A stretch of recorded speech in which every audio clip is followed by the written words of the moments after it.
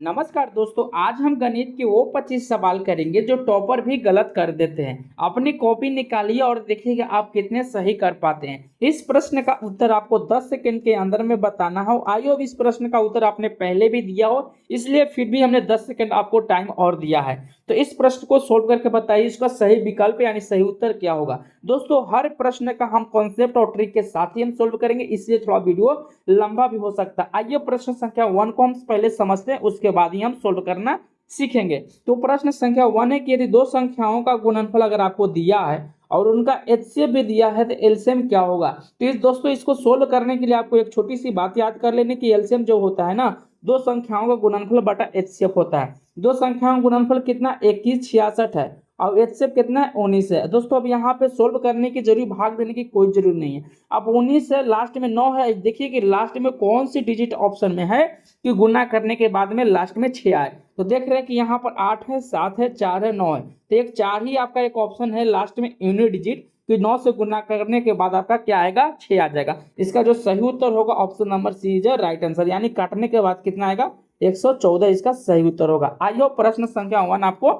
समझ में आया हो। आइए प्रश्न संख्या 2 की ओर हम बढ़ते हैं। दोस्तों प्रश्न संख्या 2 का आंसर आपको कमेंट में 2 सेकंड के अंदर में बताना है। इस प्रश्न का उत्तर क्या होगा आपको बताना है। तो सही उत्तर इसका क्या है आपको बताना है। तो आइए प्रश्न को हम समझते हैं, इसको सोल्व करते हैं कि एक परिमेय संख्या और एक अपरिमेय संख्या का गुणनफल हमेशा क्या होता है आपको याद कर लेना, हमेशा क्या होगा एक अपरिमेय संख्या। जैसे कि परिमेय संख्या हमने 2 लिखा, अपरिमेय संख्या आपको यहाँ पर 3 लिखा, अगर दोनों में गुणा करेंगे 2√3 आएगा तो हमेशा आपको क्या मिलेगा अपरिमेय संख्या ही मिलेगा। आइए प्रश्न संख्या 2 भी आपको समझ में आया। आइए प्रश्न संख्या 3 की ओर हम बढ़ते हैं। प्रश्न संख्या 3 के लिए हमने 10 सेकंड टाइम दिया, 10 सेकंड के अंदर में इस प्रश्न का सोल्व करना है। आई होप इस प्रश्न का आपने पहले भी सोल्व कर दिया हो। तो अब प्रश्न को हम समझते हैं। इस प्रश्न का उत्तर क्या होगा आपको कमेंट में कर दिए होंगे। यदि द्विघात बहुपद P x x square minus 3x minus 4 का एक शून्य, सॉरी दोस्तों यहाँ पर लिख रहे हैं 1 शून्य 4 है, तो वह निम्न में से कौन सा सही होगा। आइए इसको हम समझते हैं। शून्य ज्ञात करने के लिए आपको क्या कर लेना है, जहां पर यहाँ शून्य जहां जहां एक्स देखने को मिलेगा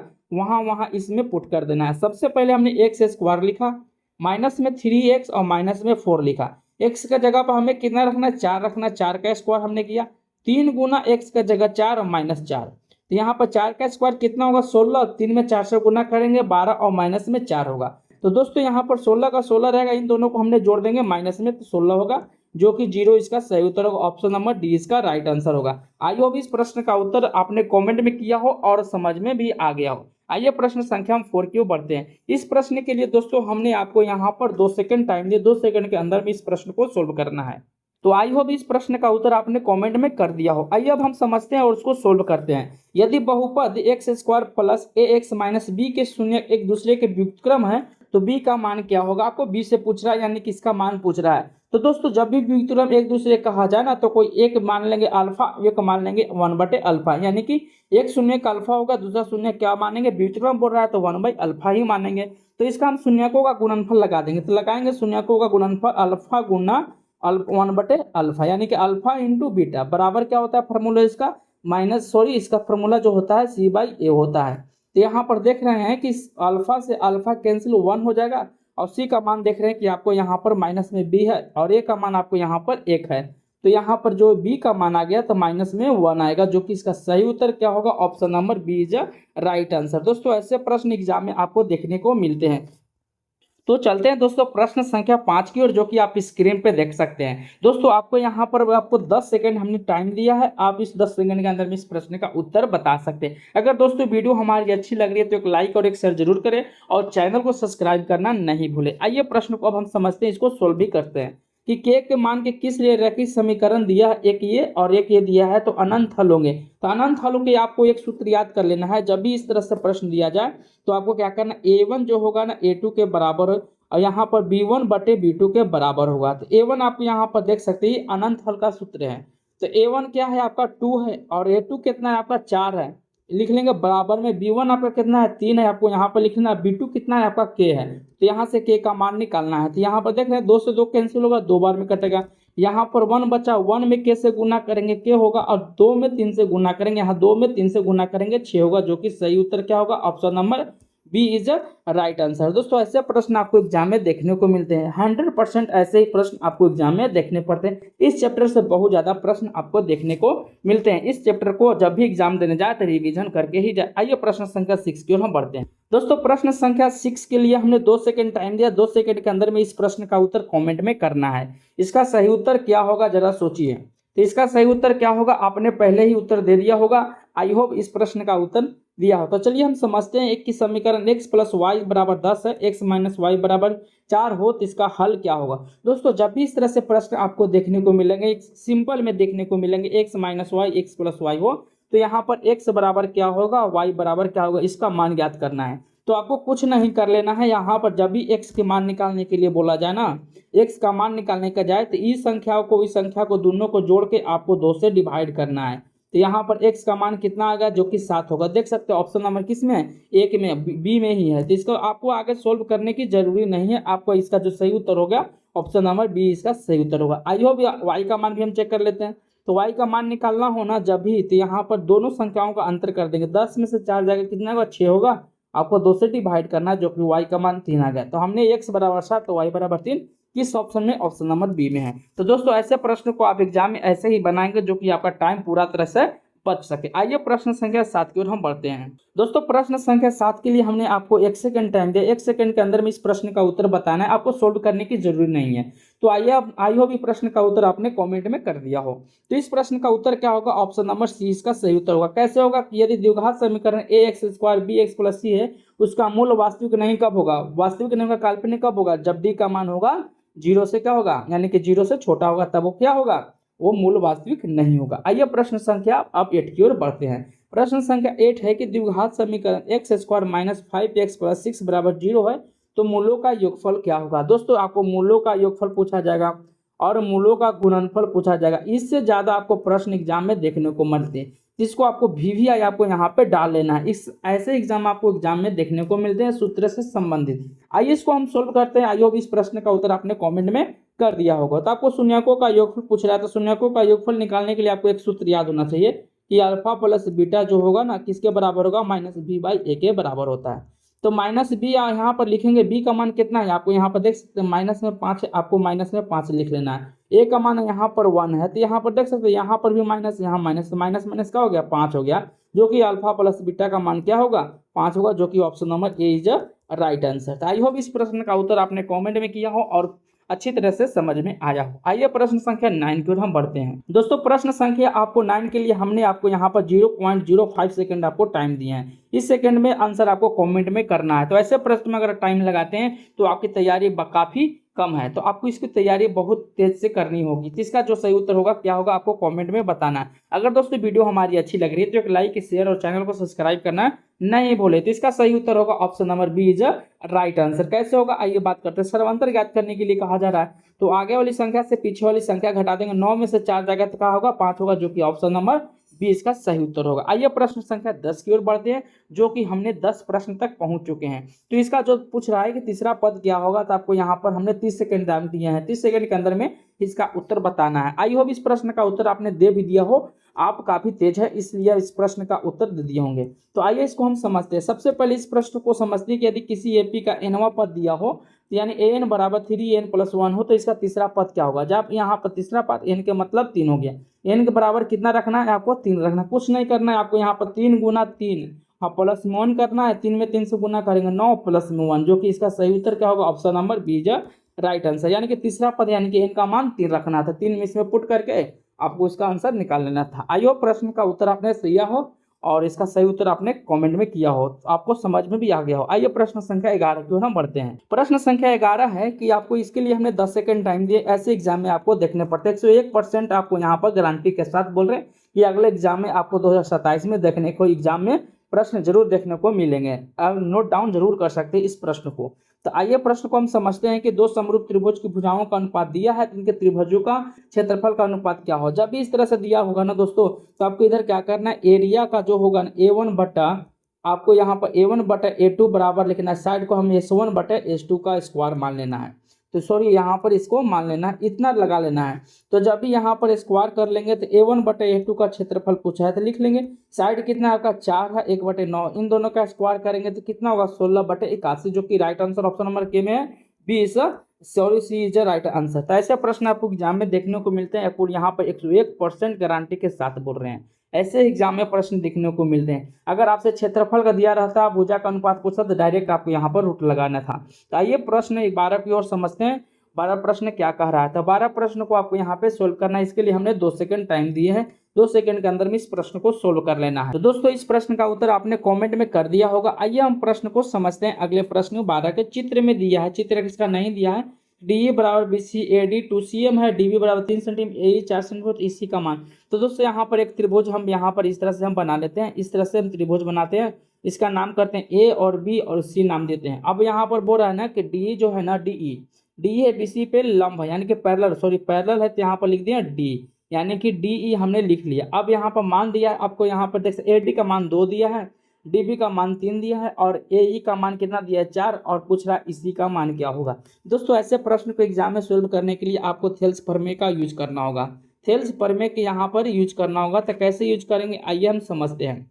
तो आपको एडी का मान कितना दिए लिख सकते हैं, आपको एडी बटे क्या होगा डीबी, अब बराबर में ए बटे और क्या होगा इसी आपको इस तरह से लिख लेना है। ऊपर ऊपर वाली संख्या कटेगा, 2 से 2 कट जाएगा, कुल गुना हो जाएगा। यहाँ पर एक में इसी से गुना करेंगे इसी होगा, और 3 में 2 से गुना करेंगे 6 होगा, जो कि इसका सही उत्तर क्या होगा option number B sorry A is right answer.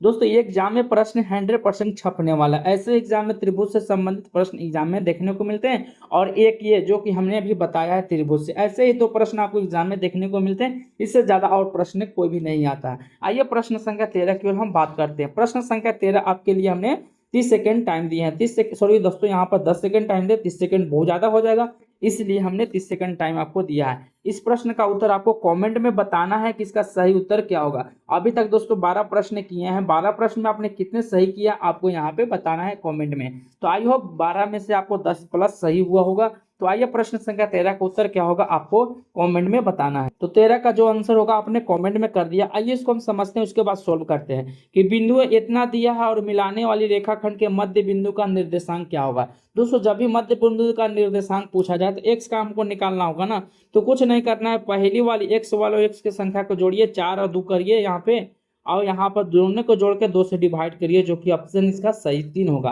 तो देख रहे हैं कि कौन x बराबर 3 होगा, जो कि सही ऑप्शन नंबर बी ही इसका सही आंसर होगा। आपको x का मान निकालने के बाद y का मान निकालने की कोई जरूरी नहीं। आइए y का भी मान निकालते हैं। तो y का मान निकालेंगे तो y वाले y को जोड़ेंगे, 3 और 1 4 हो गया, 4/2 हो गया, जो कि इसका सही क्या होगा y का मान 2 होगा, जो कि ऑप्शन नंबर बी में ही। तो ऐसे प्रश्न को आपको फार्मूला लिखने की कोई जरूरी नहीं है, आप यहाँ पे मन में भी बिना कलम कॉपी के भी आप बना सकते थे। कैसे हमने अभी बताया, यहाँ पर देख सकते हैं, यहाँ पर बताया ना कि फर्स्ट वाले फर्स्ट को जोड़िए, 2 से भाग करिए, और सेकंड वाले सेकंड को जोड़िए, 2 से भाग करके इसका आंसर प्राप्त कर लीजिए जब भी मध्य बिंदु को निकालना। तो आई होप प्रश्न संख्या 13 आपको पूरी तरह से समझ में आया और ट्रिक भी समझ में आया हो। आइए प्रश्न संख्या अब हम 13 की से 14 की ओर बढ़ते हैं। इस प्रश्न का उत्तर आपको कमेंट में बताना है कि आपको 30 सेकंड के अंदर में आपको 5 सेकंड के अंदर में बताना है कि इसका सही उत्तर क्या होगा। आई होप ये प्रश्न का उत्तर आपने बता दिया हो कमेंट में। तो आइए इसको हम समझते हैं कि 14 में प्रश्न 14 बिंदु इतना कि वाई से लंबवत दूरी क्या होगी। दोस्तों इस तरह से एग्जाम में आपको है 101% गारंटी के साथ करते हैं कि कोऑर्डिनेट ज्योमेट्री से ऐसे ही प्रश्न आपको एग्जाम में देखने को मिलेंगे। तो आई होप इस प्रश्न का उत्तर आपने कमेंट में कर दिया हो। आइए इसको हम समझते हैं। सबसे पहले दोस्तों बिंदु इतना दिया है, वाई एच की लंबवत दूरी पर करने के लिए जब भी दिया हो ना, तो वाई एच की दूरी बराबर एक्स एच की दूरी के संख्यात्मक रूप के मान के बराबर होता है। जो इसका सही उत्तर क्या होगा आपको यहाँ पे लिख लेना है। आपको मोड लगाना है, माइनस में रहेगा तो अगर माइनस में मोड लगाना है, यहाँ पर बाहर निकालने के बाद क्या होगा 3 होगा, जो कि इसका सही उत्तर ऑप्शन नंबर ये होगा। अगर प्लस रहता तो आपको लगाने की कोई जरूरत नहीं। अगर यहाँ पर वाई एच पूछता है तो एक्स एच का आंसर हो जाएगा, ठीक है। अगर एक्स पूछता यहाँ पर तो वाई एच का आंसर होगा। बस इतना ही आपको ध्यान देना, बस अपोजिट इसका आंसर होता है। अगर माइनस में रहता तो आपको मोड से क्या करना है, निकाल कर ही इसका आंसर बताना है। आइए प्रश्न संख्या आपने 14 पूरी तरह से समझ में आ गया हो। आइए प्रश्न संख्या 15 की ओर हम बढ़ते हैं। तो प्रश्न संख्या 15 की ओर हमने आपको 2 सेकंड टाइम दिया, 2 सेकंड के अंदर में इस प्रश्न का उत्तर बताना है। आई होप इस प्रश्न का उत्तर आपने बता दिया हो। तो आप यहाँ पर देख सकते हैं कि टेन थीटा आपको बोल दिया है कि टेन थीटा बराबर में cot थीटा के बराबर होगा। तो बताइए कि थीटा का मान वह कौन सा है कि दोनों में बराबर होगा, जो कि इसका सही उत्तर ऑप्शन नंबर बी होगा। टेन थीटा सॉरी दोस्तों, टेन थीटा 45 का मान अगर करेंगे और कोट थीटा 45 का मान करेंगे, दोनों में एक ही आएगा, जो कि इसका सही उत्तर था ऑप्शन नंबर बी। दोस्तों इसको हम सोल्व करने की जरूरत नहीं था, ऑप्शन से भी इलिगेट कर सकते हैं। सोल्व कब करेंगे, जब आपका सब्जेक्टिव में दिया हो तो। इस सब्जेक्टिव में ऐसे प्रश्न एग्जाम में नहीं देते हैं, आपको ऑब्जेक्टिव में ही ऐसे प्रश्न मिलते हैं। तो आई होप इस प्रश्न का उत्तर आपने कॉमेंट किया और आपको समझ में आया हो। तो दोस्तों ऐसे ही क्वेश्चन पाने के लिए चैनल को सब्सक्राइब करना नहीं भूले। आइए प्रश्न संख्या अब हम 16 की ओर बढ़ते हैं। इसके लिए हमने 30 सेकंड टाइम दिए हैं। 3 सेकंड के अंदर में इस प्रश्न का उत्तर आपको कमेंट में बताना है। तो आई होप दोस्तों इस प्रश्न का उत्तर आपने कमेंट में कर दिया हो। आइए इसको हम समझते हैं, उसके बाद सोल्व करते हैं कि 9 है के स्क्वायर माइनस 9 10 स्क्वायर ए बराबर 3 है। तो यहाँ पर लिख सकते हैं 9 सेक स्क्वायर ए और माइनस में 9 10 ए स्क्वायर ए, आपको बटा में 3 दिया है। तो ऐसे प्रश्न को आपको क्या करना है, दोनों में कॉमन कर लेना है। सेक स्क्वायर ए और यहाँ पर 10 स्क्वायर ए हमने कॉमन कर लिया। कॉमन करने के बाद यहाँ पर जानते हैं किसके बराबर में कितना होता है 1, 9 गुना 1 बटे क्या होगा 3 होगा, 3 से 3 कैंसिल होगा, जो कि इसका सही उत्तर क्या होगा, ऑप्शन नंबर बी इसका सही उत्तर होगा। ऐसे प्रश्न एग्जाम में आपको बहुत ज़्यादा देखने को मिलते हैं। ये ऐसे प्रश्न टॉप लेवल के होते हैं, जो कि ऐसे विद्यार्थी 90% छोड़ के चले जाते हैं कि आपको क्या करना है उसको खुद समझ में नहीं आता। तो ये प्रश्न आपको कभी भी छूटने की संभावना नहीं मिलेगी। आइए प्रश्न संख्या 17 की ओर हम बढ़ते हैं। तो दोस्तों प्रश्न संख्या 17 के लिए हमने 3 सेकंड टाइम दिया। 3 सेकंड के अंदर में इस प्रश्न का उत्तर आपको कमेंट में करना। आइए अब इस प्रश्न का उत्तर आपने दिया हो। तो पूछ रहा है कि सूर्य का उन्नयन कोण क्या होगा जब एक खंबे की परछाई, मान लीजिए एक खंबा है आपका, इसकी परछाई आपको कहाँ पड़ रही है, जमीन पे पड़ रही है, तो इसकी ऊंचाई ठीक के बराबर है। तो इसका जो एक्स होगा ना, एक्स का भी एक होगा। तो ए बी सी आपको यहाँ पर देख रहा है 90 डिग्री का होगा, ये मान लो कोई एंगल बन रहा है। तो P by B tan theta की बात करेंगे, टेन थीटा जो यहाँ पर होगा ना पी बाई बी, यानी 1/1 थे, 1/1 किसके लिए आता है, टेन थीटा, यानी कि थीटा 45 के बराबर में आता है। तो यानी कि थीटा से 10 से 10 कट जाएगा, थीटा बराबर कितना होगा 45 होगा, जो कि सही उत्तर इसका क्या होगा, ऑप्शन नंबर 20 सही उत्तर होगा। ऐसे प्रश्न का आपको एग्जाम में फिगर बनाने की जरूरी नहीं था। जब कोण बराबर हो तो किसके में बराबर होगा, 10 45 में ही बराबर होंगे। तो आई होप प्रश्न संख्या 17 का जो आंसर आपने कमेंट में किया हो सही किया हो, और जो मैंने बताया हो वो भी आपको समझ में आया हो। आइए प्रश्न संख्या 18 की ओर हम बढ़ते हैं। तो प्रश्न संख्या 18 है कि वृत्त के किसी बिंदु पर खींची गई स्पर्श रेखा के त्रिज्या के बीच का कोण क्या होता है। तो यहाँ पर बात बताना है, इसका जब भी होगा ना 90 डिग्री का कोण के बराबर होगा। आप यहाँ पर समझते हैं, एक वृत्त हमने लिया, एक इस किसी बिंदु पर स्पर्श रेखा, मान लीजिए कि किसी बिंदु पर हमने स्पर्श किया है, और वृत्त के त्रिज्या, वृत्त का त्रिज्या यहाँ पर देख रहे हैं, वृत्त पर स्पर्श पर खींची गई रेखा और वृत्त के त्रिज्या के कोण के 90 डिग्री के बराबर होता है। यहाँ पर 90 डिग्री का कोण बनता है, जो कि इसका सही उत्तर ऑप्शन नंबर सी होगा। ऐसे कॉन्सेप्ट आपको याद करने हैं जो कि एग्जाम में कॉन्सेप्ट लेवल से एग्जाम में आते हैं। बिहार बोर्ड 2027 में ऐसे प्रश्न एग्जाम में जरूर देखने को मिलेंगे। आइए प्रश्न संख्या 19 की ओर हम बढ़ते हैं, जो कि इसका सही उत्तर क्या होगा आपको यहाँ पे बताना है। तो दोस्तों आई होप इस प्रश्न का उत्तर आपने कमेंट में कर दिया हो। आइए इसको हम समझते हैं। सबसे पहले हम समझेंगे कि यदि एक बिंदु P किंतु द्वितीय वृत्त पी बी स्पर्श रेखा है, परस्पर 60 डिग्री है, तो कोण पर झुके तो कोण AOB का मान क्या होगा। दोस्तों हमने एक फिगर बनाते हैं, इस तरह से हमने फिगर बना लिया। फिगर को बनाने के बाद हम यहाँ पर एक बिंदु यहाँ पर ले लेते हैं O, यहाँ पर, अब यहाँ पर हमने P लिया, इससे एक स्पर्श रेखा इस तरह से हमने गुजार दी, इस पर झुकी एक रेखा इस तरह से हमने बना लिया। तो जब भी इस तरह से प्रश्न आपको एग्जाम में दिया हो तो आपको कुछ नहीं कर लेना है ना, इन दोनों में जब भी दिया हो तो आपको एक बात हमेशा की याद करना है। जब भी आपसे यहाँ पर किस एंगल की बात करेगा, आप यहाँ पे देख सकते हैं इस किस एंगल की बात करेगा, AOB की। अगर मान लें कि A और यहाँ पर देख रहे हैं कि यहाँ पर यहाँ पर लिखते हैं क्या होगा, ये P होगा, ये हो गया, ये B हो गया। तो AB इसकी बात करेगा, इसका एंगल क्या होगा ना, तो इसका हमेशा 360 डिग्री के 160 डिग्री के बराबर होता है, पर यहाँ पर 60 डिग्री बना हुआ है। तब क्या करेंगे, 180 में से आपको 60 हमेशा के लिए घटा देना है, तो 120 डिग्री आएगा, जो कि कोण AOB के मान के बराबर होगा, जो कि सही उत्तर option number A is right answer. ऐसे प्रश्न एग्जाम में आपको देखने को मिलते हैं, आपको यहाँ पूरा सोल्व करने की जरूरत नहीं है। यानी कि हम यहाँ से कह सकते हैं ना कि ये यानी कि O और P पे बनने वाला कोण जो होगा इन दोनों कोणों के 180 के बराबर होता है, इसलिए एक 60 होती कितना हो जाएगा 120 होगा। तो आई होप प्रश्न संख्या 19 आपको समझ में आया हो। आइए प्रश्न संख्या 20 की ओर हम बढ़ते हैं। प्रश्न संख्या 20 आप स्क्रीन पे भी देख सकते हैं कि यदि एक वृत्त का परिमाप और क्षेत्रफल संख्यात्मक रूप से बराबर तो उस वृत्त का व्यास क्या होगा।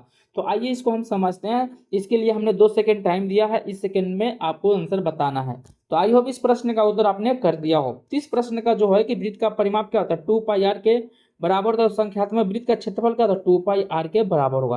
तो देख सॉरी यहाँ पे पाई नहीं होगा, यानी कि वृत्त का क्षेत्रफल में पाई आर स्क्वायर के बराबर होता है। पाई से पाई कैंसिल होगा, आर से आर कैंसिल होगा, तो यहाँ पर 2 बराबर क्या होगा आर होगा। तो ये तो वृत्त का त्रिज्या है, आपसे पूछा क्या है वृत्त का व्यास। तो वृत्त का व्यास क्या करें 2 में 2 से गुना कर देंगे ना, तो ये डी का मान के बराबर होगा जो कि 4 होगा। तो इसका सही उत्तर क्या होगा, ऑप्शन नंबर बी इसका सही उत्तर होगा। आई होप प्रश्न संख्या 20 आपको पूरी तरह से समझ में आया हो। तो प्रश्न संख्या 21 की ओर हम बढ़ते हैं। इसके लिए हमने दोस्तों आपको 1 सेकंड टाइम दे, 1 सेकंड के अंदर में इस प्रश्न का उत्तर बताना है, ताकि वीडियो बहुत लंबा हो चुका। आइए हम समझते हैं। एक ठोस को पिघलाकर दूसरे ठोस के आकार में बदलने पर नए ठोस का आयतन क्या होगा। यानी कि बता सकते हैं कि आकार बदलने पर आयतन हमेशा समान ही रहेगा। आकार कैसा भी रहना चाहिए, आकार मान लीजिए गोल है तो ऐसे भी कर देंगे तो इसका आयतन हमेशा ही समान रहेगा, जो कि ऑप्शन नंबर सी इसका सही उत्तर होगा। आइए प्रश्न संख्या 22 की ओर हम बढ़ते हैं। प्रश्न संख्या 22 है कि यदि किसी बराबरता बंटर का माध्य इतना है, बहुलक कितना है और माध्य कितना है। दोस्तों ये आपको यहाँ 100% 1001% आपको गारंटी के साथ करें 2027 में छपने वाला सवाल है। तो इस सवाल को हम यहाँ पर क्या करेंगे, बहुत ही आसान तरीका से सोल्व करना सीखेंगे। आपको कुछ नहीं करना है, आप यहाँ पे समझते हैं और ट्रिक के साथ समझेंगे। तो जब भी दोस्तों माध्यिका निकालना हो या माध्य निकालना हो तो आपको एक बात हमेशा याद कर लेना है, यानी कि जब भी आपको इस तरह से निकालना हो ना तो 2 गुना 29 करिए डायरेक्ट, बहुलक बराबर माइनस में करिए 2 गुना 3 गुना आपको माध्य कर लेना है। इस तरह से 58 होगा, इधर से 26 से 78 होगा, जो कि इसका सही उत्तर क्या होगा आप यहाँ पे बता। दोस्तों इस प्रश्न का हम फॉर्मूला गलत लगा दिए, इसको हम फिर से शुरू से बनाना चाहेंगे। तो यहाँ पर लिख सकते हैं आप डायरेक्ट, आपको यहाँ पर 29 लिख लेना है। और यहाँ पर क्या करना है, आपको एक बात याद कर लेना है कि यहाँ पर हमेशा के लिए क्या कर लेना है, तो इसको हमेशा आपको 26 दूना 52 कर देना है। इसको 2 में यहाँ से गुना करना है, सॉरी यहाँ पर 3 रहेगा और माध्यक रहेगा, यहाँ पर 3 माध्यक रहेगा, 2 गुना 26 कर लेना है। 26 दूना 52 प्लस में है, माइनस में इधर आने के बाद क्या होगा प्लस में हो जाएगा 29। यहाँ पर डायरेक्ट हम यहाँ सोल्व कर सकते, इसको इस तरह से नहीं बनाएंगे। डायरेक्ट कुछ नहीं करना है, आपको बहुमाध्यक निकालना है ना, तो माध्यक निकालने के लिए आपको क्या करना है 26 में 2 से गुना करना है और प्लस में 29 क्या करना है, और यहाँ पर जो संख्या रहेगा 3 से आपको डिवाइड कर लेना है। इस तरह से 26 दूना 78 हो गया आपको, सॉरी 26 दूना 52 में 81 हो गया, 81 बटे क्या होगा 3 होगा, जो कि यहाँ पर सही उत्तर इसका 27 होगा। इसका सही उत्तर क्या होगा, option number A is a right answer. जब भी आपको माध्यक निकालना हो तो कुछ नहीं करना है, आपको इस तरह से माध्यक को दुगुना करके बहुलक जोड़ दीजिए और बटा में 3 से भाग कर दीजिए, इसका सही उत्तर हो जाएगा। आइए प्रश्न संख्या अब हम 23 की ओर बढ़ सकते हैं। तो प्रश्न संख्या 23 है कि प्रथम 5 प्राकृतिक संख्याओं का योग क्या होगा। आपको कुछ नहीं करना, जब भी माध्य निकालना हो ना तो आपको कुछ नहीं करना, प्राकृतिक लिखना 5, 1 + 2 + 3 + 4 + 5 लिखना है और बटे में 5 से भाग करना है। जितना से बोलेगा 5 3 3 6 4 10 5 15, अब बटे क्या होगा 5 होगा, जिसका सही जो उत्तर होगा 3 से होगा, जो कि option number B is a right answer होगा। तो वैसे भी लगातार संख्या की प्राकृतिक संख्या के माध्य निकालना हो तो बीच वाला संख्या ये आपका क्या कहलाता है, माध्य कहलाता है। आइए प्रश्न संख्या 24 की ओर हम बढ़ते हैं। प्रश्न संख्या 24 में बताया जा रहा है, इसके लिए हमने 0.1 सेकंड टाइम दिया, इसका आंसर बताना है। तो निम्न में से कौन सी संख्या किसी घटना की प्रायिकता नहीं होगी। प्रायिकता नहीं होने के मतलब 1 से बड़ा नहीं होना चाहिए, 0 से छोटा 1 से बड़ा, 0 से छोटा नहीं होना चाहिए, 1 से बड़ा नहीं होना चाहिए, हमेशा याद रख लीजिए। तो इसके में बताइए कि 2/3 1 से छोटा है, माइनस में कभी होगा नहीं, इसका जो सही उत्तर होगा ऑप्शन नंबर 20 का सही उत्तर होगा। आई होप प्रश्न संख्या 24 आपको समझ में आया हो। तो दोस्तों प्रश्न संख्या अब 25 आपको यहाँ पर होमवर्क में रहेगा, कमेंट में करके बताना है इसका सही उत्तर क्या होगा। तो दोस्तों ये थे टॉप 25 सवाल जो कि टॉपर भी गलती कर देते हैं। तो ऐसे सवाल पाने के लिए अगर चैनल को सब्सक्राइब कर लीजिए, वीडियो को लाइक शेयर जरूर करें और चैनल को सब्सक्राइब करना नहीं भूलें। तो मिलते हैं अगले पार्ट में इसी तरह से टॉप 25 क्वेश्चन के साथ किसी भी सब्जेक्ट का, तो चैनल को सब्सक्राइब कर लीजिए। तो मिलते हैं अगले वीडियो में, तब तक जय हिंद जय भारत, पढ़ते रहिए खेलते रहिए और मुस्कुरा